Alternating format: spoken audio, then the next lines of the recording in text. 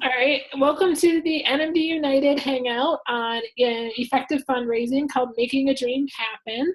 I'm Emily, I'm the hangout host, and I'm here tonight with members of Living with MD who are here to talk about fundraising.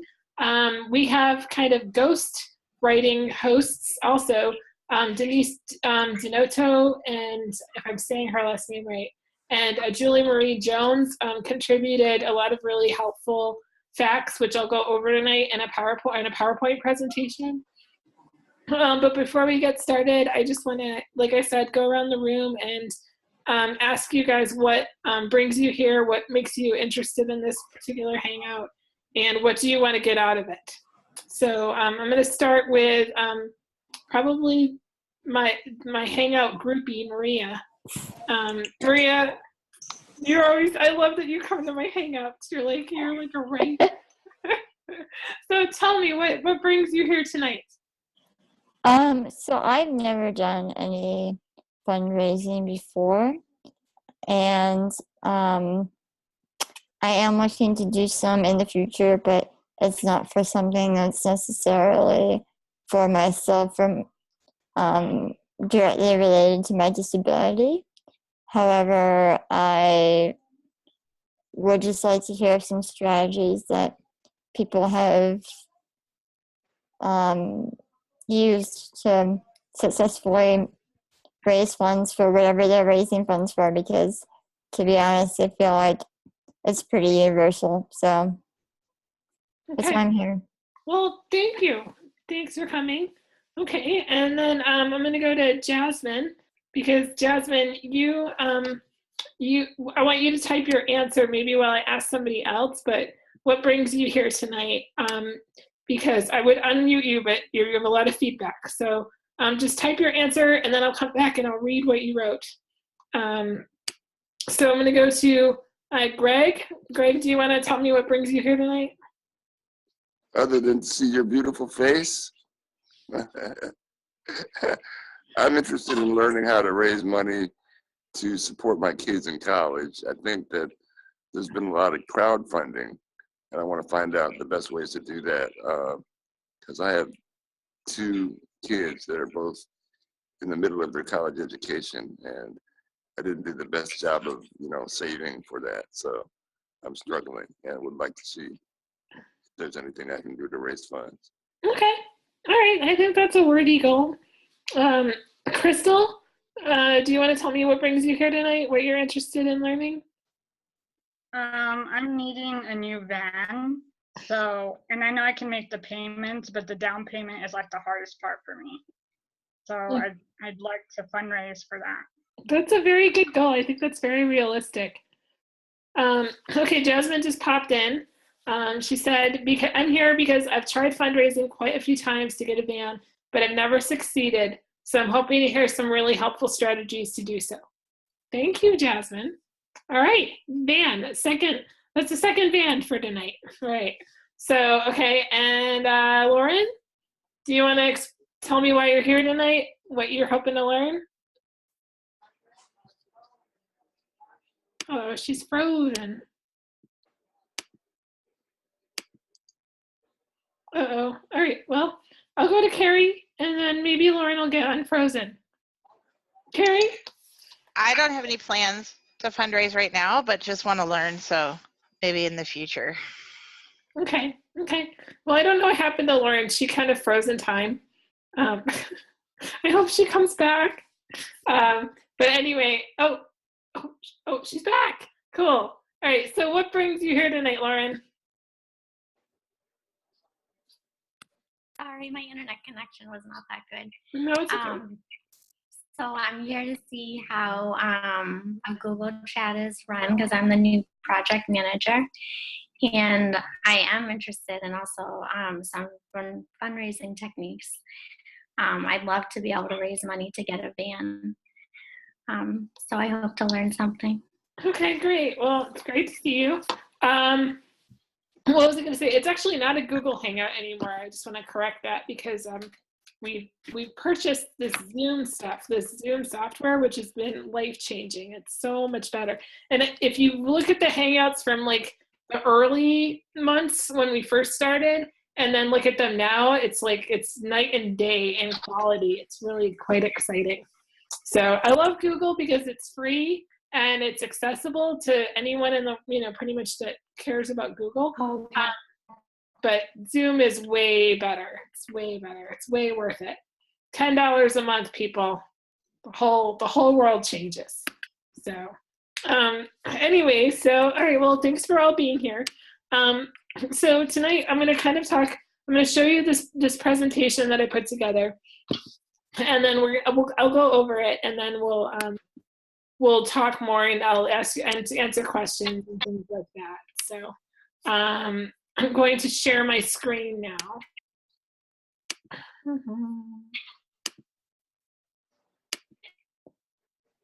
Okay, so your screen should change a little bit. Can you see it? Yes. Great. Okay, so I'm going to kind of move stuff out of the way. I'm on my laptop, so I don't have a whole lot of room. Okay, so here we go. This is a little bit about our experts who aren't here tonight, Denise Denoto and Julie Marie Jones. Denise raised money. She raised approximately $6,000 to go to Australia for the second time in her life. She was she did something when she was younger. I forgot what it was. I should have written it down. But it was like a junior Rotary thing. She was there as like a foreign exchange type person. And then she really enjoyed it. And then, years and years later, she was invited back, but she didn't have the funds. And so she had to raise the money this year. And actually, she just got back from her trip about a month ago. And then Julie Marie Jones, she raised money for a van. She raised about $40,000. And she did this in a period of 60 days. And so I just thought both of their goals were really interesting. And I was just really excited. So that is them. All right, so what Denise and Julie have in common? First, they're both skilled writers. They're very, very, very strong writers. And honestly, many of us in Living with MD are very skilled writers. We tend to use the tool as our weapon of choice is our pen. And so often we can really, we can write well. And so that helps. Both have blogs and have written about their experience in fundraising. And so I'm going to provide you guys with links to their fundraising sites so you can kind of look and see what they're doing, what they've done. Both have raised considerable amounts of money in little time. So this wasn't like a long time project. This was within, I think Denise started earlier in the year. I want to say like around August or September, and Julie only had 60 days. So, but it was relatively a small amount of time. Both had a very clear plan when they attempted to fundraise. It's, if you think you're going to set up a GoFundMe, like a campaign or some kind of personal campaign, and it's going to be easy to do and you're not really going to have to do much, you're wrong. It's a lot of work, and it takes a lot of time and effort. So both were very creative, and they came up with a lot of really good ideas for how they wanted to fundraise. And both included others with their goal. So they got teams together of people that would help them in the fundraising, people that had skills that maybe they didn't have. And so that was important. And they both expressed a lot of gratitude along the way. Some of the biggest things I've seen in crowdfunding is when people are not thanked for doing what, for donating, or they're kind of, I think, poorly recognized. And so I think that Denise and Julie, they both did a really good job of thanking the people that helped them get there.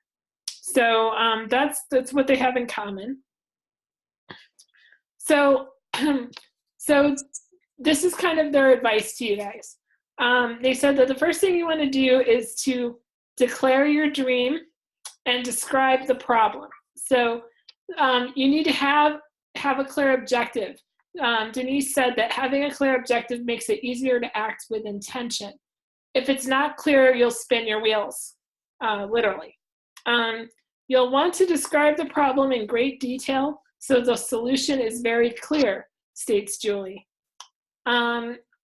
Basically, and how you do that is you need to emotionally engage your audience. They need to fight for you and with you. They need to be on your team. You also need to be able to take the work out of their thinking process. So you want them to have no question that this is a legitimate need, and they need to be able to connect the dots and see why you're going to this link to raise money. And I think that that's really important. I thought Julie really did a good job of explaining how she told her story. And you need to offer them logic. They need to justify their emotionally driven response. So, you're saying, I need money.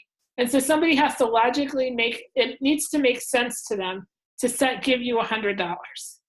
Okay, so, you have to put yourself in the donor's shoes and say, what would make this person donate a certain amount of money to me? How they need to logically be able to accept that in their mind before they do it. Okay, so before I go on any further, I'm going to stop sharing for a second. Looking to see who's still here. Okay, so Carrie's still here. Eric, hi Eric, glad you could join us. So, how are you, Eric? I'm doing good. How's everybody? Good. What brings you here tonight? Oh, I just thought it looked interesting. Well, I'm glad you're here. So, I was going to just ask you guys really quick. I know that some of you have already stated what your goal is, what your dream is, declaring it or whatever, raising money for a down payment, raising money for a van, sending your kids to college or paying for college. Or, Maria, you said you had some outside ideas for fundraising as well. So, was there anything that you're trying to raise money for, Eric? Well, I was thinking of trying to get make my home a smart home where I could control the lights and thermostat and stuff. Okay, that's awesome. So, have you done research into how much that would cost? Yeah, I haven't really done that. See, a lot of what Julie was saying and Denise is that you need to have a really clear idea of what it is that you want and how you're going to get there. And you need to be able to present that and make sure people understand the emotion behind it, what the need is for that. Okay. I'm not saying it was great. I didn't even get close to winning, but I did do a video a couple of years ago for the NMD van contest or whatever. Are you familiar with that? No. And I thought my video was awesome, but I didn't have a big church. I didn't have a huge, you need serious publicity behind you in order to get a van from that contest. And so I thought my approach was really great. I just didn't really, I think that my issue is I was able to explain why I needed the van and definitely show that I needed it and not do it in kind of a pathetic way. But it just didn't, maybe I'll show it to you at the end of the thing. But the problem was I didn't have the audience that I needed and stuff like that. So we can talk a little bit about it. But I think that, like I said, creating an outline for what you want to do and how you and I'll talk a little bit about that in a minute. Okay. Does anybody have any questions? Okay, I'm going to go back to sharing. Okay. Okay, I'm going to share. Okay, I'm sharing again. Okay, so then they said to chunk it out and set a deadline. So Denise said to outline all the steps and track your progress. She did that through her blog. She also, she had steps. Hold on one second, I've got a cough. I'm going to have to probably mute myself or something. Oh God. Okay. Hold on a second. I'm going to make a really disgusting noise and I can't figure out how to mute myself. Let's see if this will work.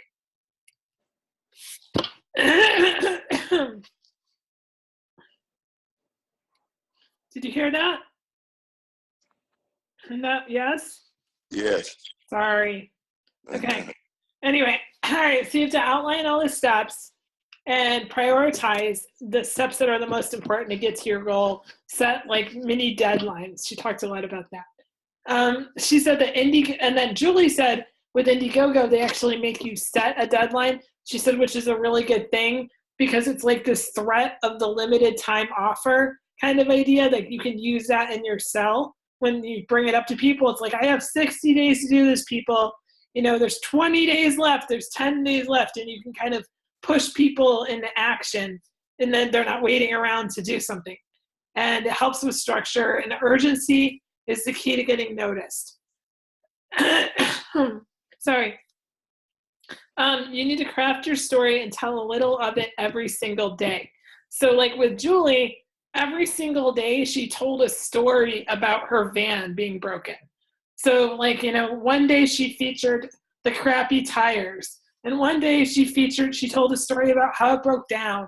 And one day and they weren't lies, they were just straight up facts, but she broke it down into little bits.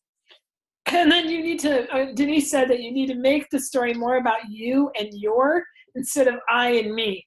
So, you know, putting it to them, like, you know, what you can do to make a difference instead of talking about I and me.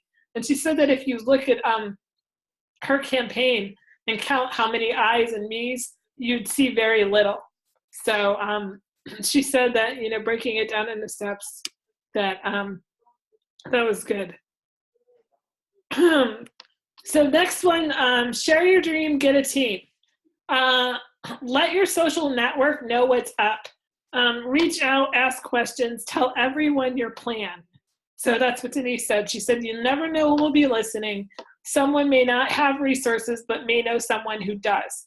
So even if they can't give you money, then you can ask them to tell 10 of their friends. Okay, and so setting up your own Facebook page, building the dream that way, having people share out to other friends, that'll kind of bring in your audience and make it grow. She said, tap the skills of your circle of friends and delegate. So Julie wanted you to do that. So basically, you know, you might have some friends that are really good at graphic design, or maybe you have a friend that's really, you know, that has a lot of connections with a local golf club or golf team or something like that. You know, you and find out who they are and then ask them to do something for you. Give them a specific task to do and make sure for specific people. And be open to suggestions. They might have ideas for you and you don't want to shut down their ideas or you know, be too shy about it. Like kind of just open up your mind and see if you can go there. They also said to celebrate your milestones and give gratitude. So when you cross stuff off your list, your steps, you need to celebrate those things. And sharing that you're meeting your milestones sometimes results in more donations. So because people like to help a winner. So if let's say you get your first $100 or whatever, you know, just like share it. Say, hey, look, I got my first $100. This is so exciting, or whatever. People spend money for emotional reasons, and then they use their logic to justify their actions. And Julie bolded that topic. And we talked a little bit about it earlier, but people, yeah, they need to feel something in order to spend money. So you need to make them feel. And, you know, they want to feel like they've done a good deed. They want to feel like they're doing something positive. And so if you build off of that good feeling, it could help. And offer incentives or thanks that don't cost much, Denise said. So for instance, she sent a postcard from Australia to every single person that donated to her trip. And so, you know, she said it didn't cost much to get a postcard. and it was worth, and she even budgeted the postcards into her goals. So she had that as part of her spending money. Let's see, act with intention every day. So refer to the goal as definite, says Denise. Don't say things like, if I go to Australia, it would be rather when I go to Australia. Or, instead of if I get the van, it'd be like when I got this van. So you want to be able to think like it's actually going to happen for you. You want to remind yourself in fun ways what you're going for. So for instance, she said she changed her password to words like, Australia, or like she did stuff to kind of like remind her every single time she typed in her password that she was going to Australia. Keep a journal and blog or website of your daily progress. So, that's really important too. It's also good for publicity wise. There's a lot of easy places to start blogs. So I highly recommend you look into that if you haven't. And then more advice. This is the end. So if people say no, it's not personal. It's not that they don't like you. They're not giving because they don't like you. It's just about their resources, and they may not have the money, right? So you need to think about your ask. What are you asking for? We need to always think about what you want them to do and what you're asking for. And so if someone says no to your ask, find out if there's a different way that they can help. Julie says something that you need to do, and you can find a lot of resources on how to do this, is to write a press release for your cause. Greg Smith, he's awesome at press releases. I just saw one that he wrote last week, and it was excellent. So, write a press release, use the online tutorials on how to do that, find an angle that competes with all the noise that's out there in the media.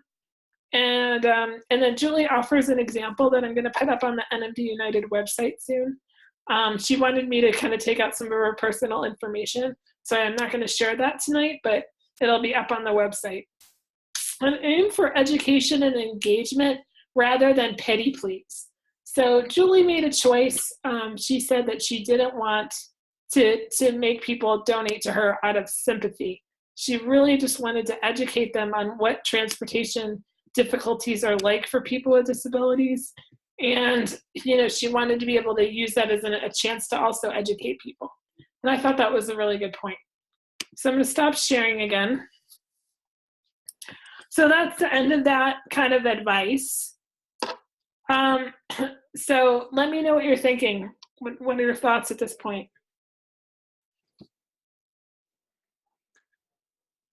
I mean, that all sounds like it makes a lot of sense. I'm just curious as to what are some of the best ways to begin. I think that a lot of the way that you start out is critical. Right. Well, you don't have a lot of time, right? People get tired, and they get tired of seeing the same thing. You don't want to overwhelm people with too much asking. And so you have to be very strategic about it. And I thought that, Julie saying to make, or was it Julie or no, it might have been Denise, but where they said to outline, to like actually write an outline, a day by day outline, like, and actually plan all of your posts in advance. So, like Julie said, take your story and break it up into little bits. And then just attack with it, you know what I mean? And every day, give a person a reason to click on your, on your Facebook page or on your fund me campaign or whatever. And every day have them just have a different reason to go to it. So it's something that it's a very strategic and, a thing. It's not something you can just put up and just step back and put your hands off of it. Does that make sense? It's you have to be very active in it. It's not free. Nothing is free, and so it's going to require work. Are we pretty much all exclusively talking about crowdfunding? That they did. That was what they were focused on. Yeah. Okay. I mean, what are you thinking more about?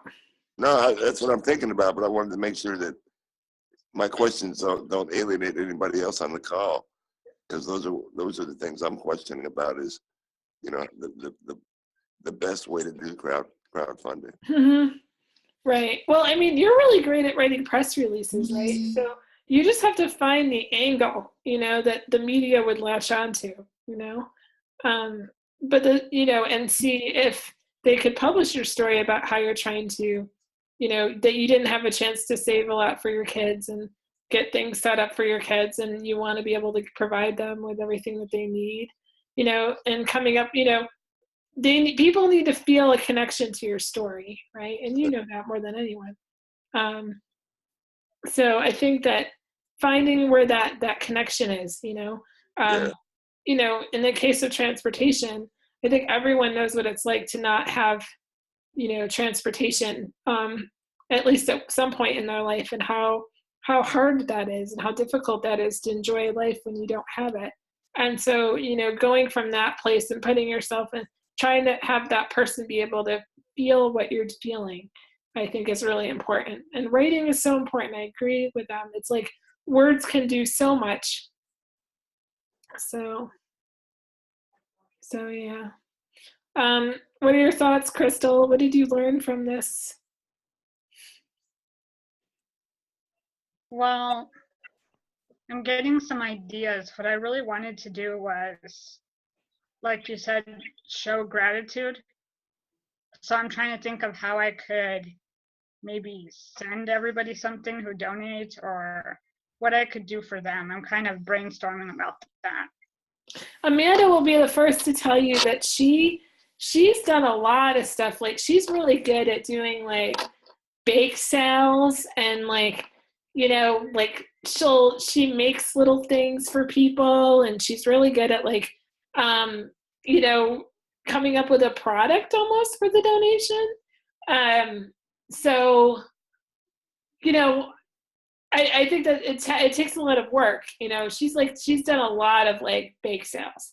Like, or she'll do like garage sales, or like I think she mentioned, I'm not sure if it was her, but I know like she'll get like friends and neighbors to have a garage sale, and then all the money raised will be donated to the cause, right? So like, you can, there's different ways to do that, to show gratitude. But I mean, it could just be as simple as a personalized like postcard, or something, something really cool, or when I get my van, I'll take you for a ride around the neighborhood, kind of thing. Yeah. We NMD United got a donation of $2,000 from a student at Harvard University. She had heard about our organization through a class, and she really connected to it, I guess, and asked for people to donate to her for her birthday. And she was going to give the money to our organization. And so, that was very sweet of her. And we as an organization made a little video, and we just, we wrote up a little script, and then we each, said thank you in the video, and sent it to her, and she could send it to all the people that she donated to, so they could like see our faces, and, that was very nice. Birthday gifts are always awesome. Like, instead of giving me a birthday gift this year, donate to this, whatever it is. I did one for NMD United last year on my birthday, and I raised like $900. I was like shocked. I was freaking out. Like, I never thought I'd get that much money. And it was like weird, because like I would just mention it, and people would just like pull out money and like hand it to me and stuff. It was really weird. But yeah. So that was it. So she has a lot of really good ideas. She just messaged me on so I have no idea what she's saying. Oh, she said she was in an accident. Oh, she wasn't in an accident. She was trapped on I-35. Oh no. Stuck in traffic. I just told her.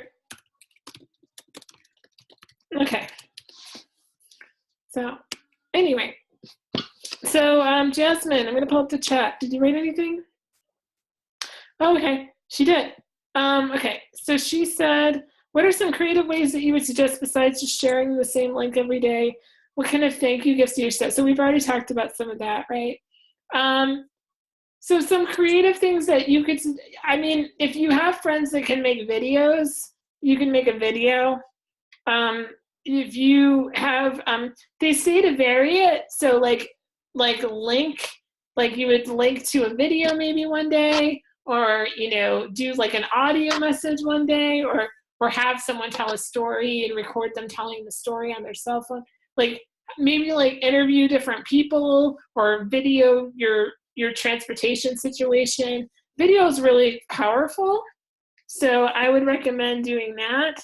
I would also maybe, like I said, Julie just broke her entire story down into pieces and published a new piece every single day, you know, and she just kind of kept people, she brought people into her life and let people see what it's like, you know. I remember when I was doing my van thing, when I was trying to raise money for a van, it didn't work. I'm not saying mine was great, but I remember like one day my van broke down during the time I was campaigning. So I took a picture of all the liquid falling, like coming out of my van, and I took a picture and put it on Facebook. It was like, I was like, this is why I need a new van, you know, and so, you know, yeah, so that was one thing I did. Eric says, Emily, will you be posting the presentation notes somewhere? I will be posting the PowerPoint on the website as soon as our website is up. It's up right now, but it's in a remodeling phase. So I'll try to get that up as soon as I can. Eventually it goes up there. And the recording, I think, will be up on the channel sooner than the presentation stuff. But I will definitely get those resources up on the website. Well, cool. Thank you for writing down notes, Jasmine. Carrie Ann, do you have any questions or comments or anything you learned? I don't have any questions right now. I really like the idea of how to break it up, and it's always that, how do you split it up and not be posting the same thing every day? Because I think that's what keeps people from being engaged with the campaign. Right.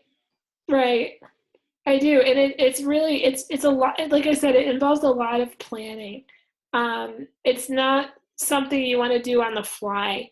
You really need to sit down and prepare all your writing, you know what I mean, ahead of time. And you don't want to overwhelm too much with too much, but you want to definitely, you know, get sizable posts that you could always cut back if needed, but have a variety, you know, pictures one day, like a picture one day, a video the other day, a little clip, a writing thing another day, you know, like vary it, change it, so that way people are getting something different to see every single day. It doesn't just sound like white noise.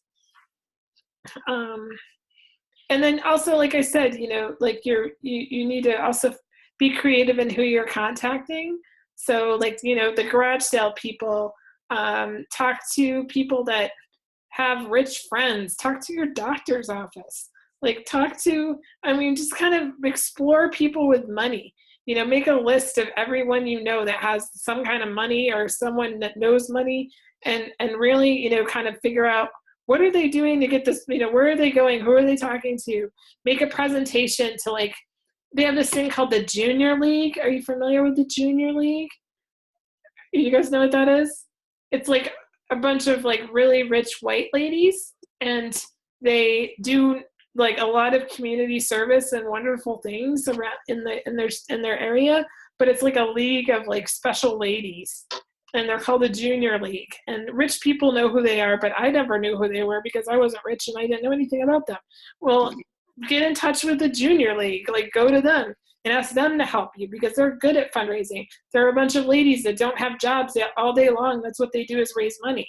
So like the Junior League knows, you know, so like go to, you know, people that have experience and that are good at sales, you know, talk to your friends who are really good salespeople, see what their ideas are, you know. So I think, yeah. Eric, do you have anything that you thought was good or wanted to share, or thought any bright ideas that came out of this?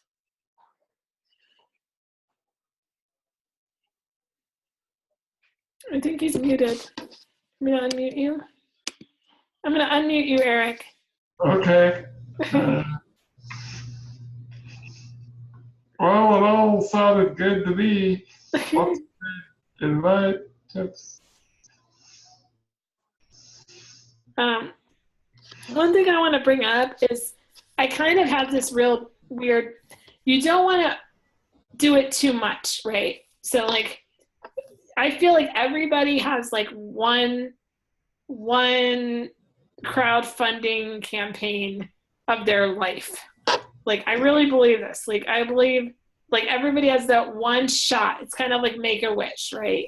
Where you can get everybody you know together to care for you and do something for you. But if you do it too often, right? Like more than once every 10 years or so, people are not going to feel good about that. Like people are going to start to feel like you're taking advantage of them. And I've had that happen to me where I'm like, man, they're crowdfunding again. Jeez, man. Like, I'm like, how, it's frustrating. It's like, I just gave them $20 a month ago and now they want more money. And like, you start to kind of bitter about it in a way. I hate to say that, but, and then like the people that crowdfund and they do it so often that you don't even care anymore. And then they don't even thank you. And then you just get really angry. And then you almost become like anti-helpful. And so you have to be really careful about, how you ask and how often you ask. And so, if you're going to do this, you need to probably say, this is my one big thing. This is my one big ask, because that propels people to care for that time, So I know one of our Living with MD members was trying to get set up in another state, and they were trying to get home health care, and they were having a really hard time getting all their Medicaid stuff transferred. So she did a GoFundMe, and she tried to raise money and she said, she basically wasn't able to survive without this help. And, and she needed it for a couple of months, like right then. And she got like $8,000 in like 5 days. So it's amazing what can happen if you have that sense of urgency, like, and then at the same time, it's not something you do all the time. And, people can come together and really help. So, Crystal, if you're going to aim for the down payment, do you know how much your down payment's going to be? No, I'm actually still looking into that because, well, yeah, no, I don't know yet. Okay, well, I mean, I would, if you're going to make this your one big campaign, right, you might want to shoot a little higher than that and just, and see what you can do. I think that with some of these crowdfunding sites, you have to return the money if you don't hit your goal. So, or you don't get the money. Like it doesn't get taken out if you don't meet your goal. So you got to be really careful about the terms. And then each crowdfunding site, they take a cut. So you need to factor in the cut that they're going to take out. So you want to be really careful about how you do that. Yeah. Anyone have any other questions or?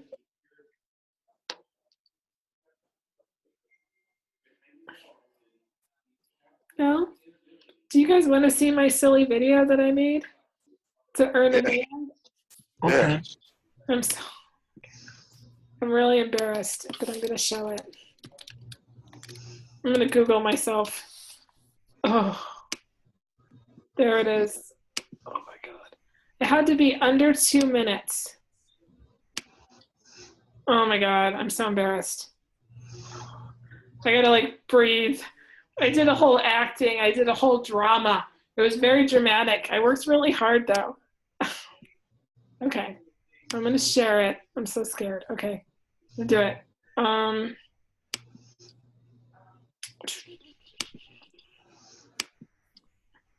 right, can you see it?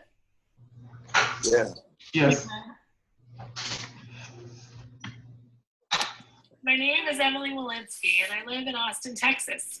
I have spinal muscular atrophy, a progressive neuromuscular disease, but I don't let my challenges define or stop me from accomplishing my goals and working to help others in my community.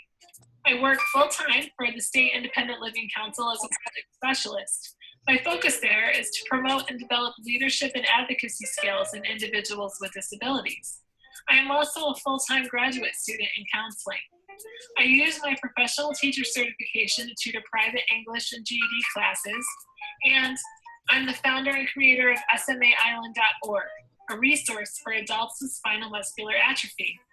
My independence and freedom to go where I want to go has provided me with the ability to stay busy and give back to others in my community. I couldn't do any of this without a van. Mobility is my everything. In 2003, I started making payments on my very first van, a Ford Windstar. 9 years later, I still have this van. It is broken down too many times to count. Last summer, during a Texas heat wave, my van died during rush hour. My doors wouldn't open, and it was a pretty scary thing. I didn't want to keep driving my van after that incident, but I had no other choice. My repair bills are so large that I just can't save for a new van. Austin Mobility Solutions has been great, and they've done as much as they can do for my 9-year-old Windstar, but the prognosis is still the same. It's too risky for me to keep driving. Winning a van will allow me to continue to be independent and help others with disabilities strive towards the same independence that I've worked so hard to attain. I hope that you will consider this application because without my mobility, everything stops. And I can't stop.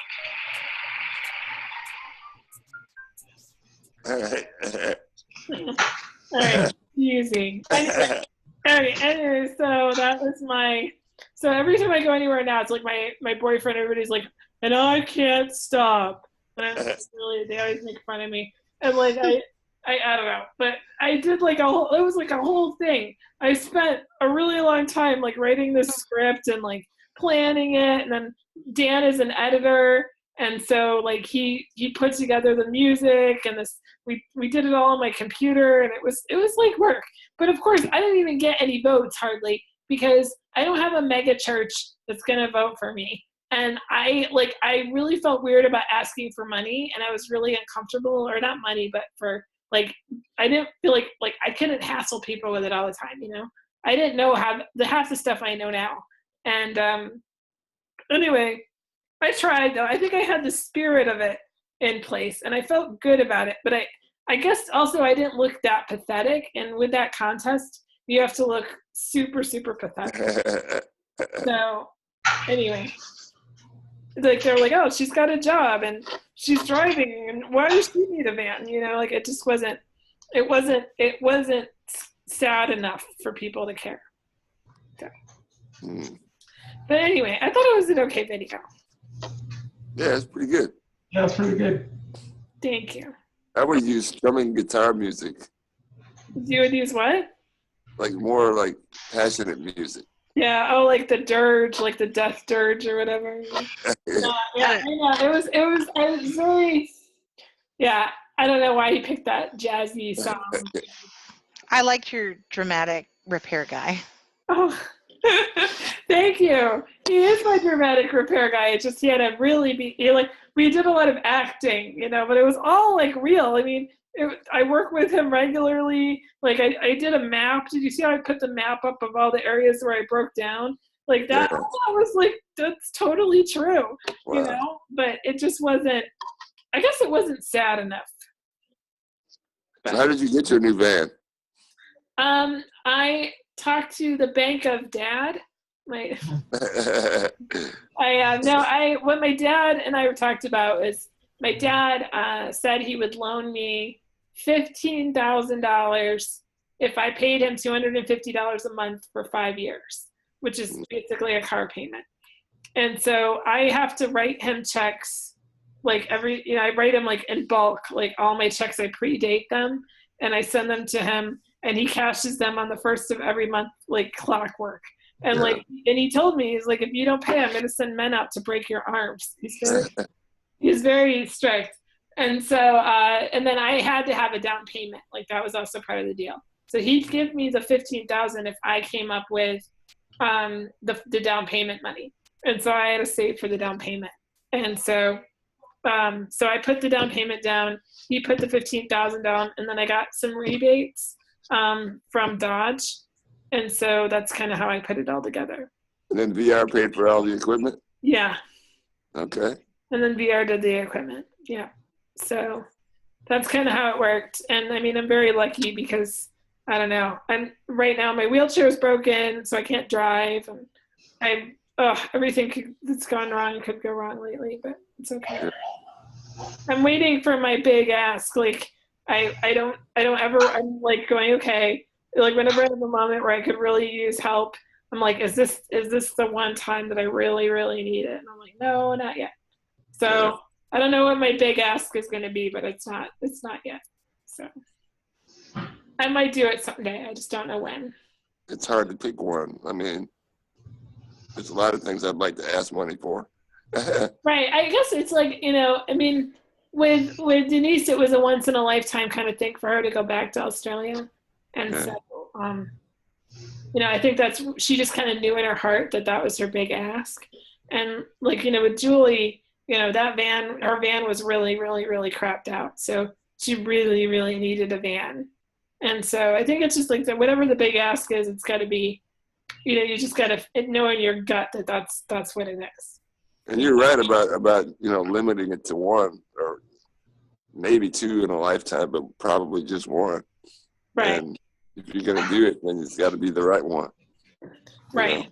I mean, do I want to do it to get to raise the money for my next documentary, or do I want to raise it for my, for the printing of my next book, or do I want to raise it for putting my kids through school? I mean, I need the money for all of that stuff, Right. No, so, I know. Yeah. That's the thing. And I mean, I think you just need to figure out what would people feel the most comfortable with. I don't know if I would. If you want me to be 100% honest with you, yeah, like I wouldn't give you money to give to your kids. Like you I wouldn't do that. Okay. But I would give you money for. I would donate to like a documentary or a book. Yeah. Okay. That's just my like I would, you know what I mean? Especially if there's a book, there's a product, right? So like you're getting a product. So I think that makes a difference, but also it's you that I care about. You know what I mean? Yeah. It's not selfish, but as a Right. donor, I care about. And your kids, they can take care of themselves, man. Right, I hear you. I think a lot of people would have that idea about things like college, because so many people have put themselves through college, and they'll just say, I worked 2 jobs, I worked 3 jobs, I went uphill both ways in 6 feet of snow or whatever. Right. Yeah. And it's not to say they couldn't do their own crowdsourcing, because a lot of kids are doing it to make some money for school. So I mean, that wouldn't interfere with whatever my appeal would be for what I'm doing. Well, like, and also I think when you think about what you would donate for, like, what are the things that I donated for, right? And like I'll tell you one thing I donated to was this lady, Karen, the bus driver. She grew up near. She didn't grow up. She was a lady that lived near where I grew up in New York, and she was a bus driver, and she drove these little shits to school every day. And these little kids started yelling at her, calling her all these horrible names, and they like made her cry, and they bullied her, and they threw stuff at her, and they like hurt her, and like they were like these horrible little monster children. And they did an Indiegogo campaign that said, "Send Karen the bus driver on vacation. Like we want to give her the best vacation ever for all the crap she went through on this bus every day," right? And I saw this stupid news story, and I saw what she went through, and I'm like, dude, yeah, let's send her on a vacation. And she raised, I'm not kidding you, in like a week, they raised almost $1 million. Wow. Yeah, like it got national, it went viral, and like people identified with this poor lady, this bus driver, right? And like, but it was like, that was like, you think about the things that you donate for, and you think about the things that make you care, right? And then you try to replicate that same with the people that you're going to be asking. Does that make sense? Yeah. So, I mean, so yeah, creative projects, special things that people would never get otherwise, like that lady Karen, she was never going to go on a vacation, Right. she just wasn't, she didn't have that kind of money to do those kinds of luxurious things. Yeah. And so, yeah. Bye, Crystal. Oh, bye. Wait. Oh, Carrie, you had to go to bed. Oh, sorry. Oh, cool. Sorry. I thought I said wrong. When I saw Crystal write bye, so I thought you were saying bye, and so I was like, and so anyway. Hi, Carrie. So anyway, so does anybody else have any questions or? No, this has been really good. You stimulated my thoughts a lot. Cool. Yeah. But you always do that, though, Emily. I have a story to tell. Okay, tell the story, Eric. Okay, it's a fundraiser that my parents and I and friends did. And see, from kindergarten to 8th grade, I went to a private school, and the school was 2 stories. So the 3rd grade, the classes were upstairs. So we did a softball tournament to raise money for an elevator. Okay. Mm. So it was a private school, right? So they weren't required. Yeah. Right. In my school, they moved all my. That happened to me in 3rd grade, and they moved all my classes down to the 1st floor, and all the kids hated me. Like everybody that ended up in my class, they all hated me because they were like everybody else in the 3rd grade was upstairs except for anyone in Emily's class. And like parents called and complained, and like it was horrible. Like I lost friends because of it. And it just sucked. Like they did that to me all through elementary school. They moved all my classes downstairs. So, I mean, it sucked. And then they had this like weird stair climber thing that would go up the stairs like a tank, and it would hook onto your wheelchair and tip back and then like up the stairs. It was really dangerous. And they insisted on using that until I was like in 11th grade when they finally But that's very nice that they wanted you to be in the 3rd grade upstairs. Yeah, really. So did it happen quick? Was it like, did the softball tournament do it? It was kind of at first, the first year, my parents had to carry me upstairs.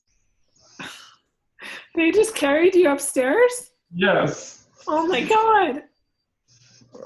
Wow. Wow. The stories we could tell. Yeah. I remember when I was in elementary school, we moved to a new city, moved to Chicago, and the elementary school had like about 15 steps to get up to the front door.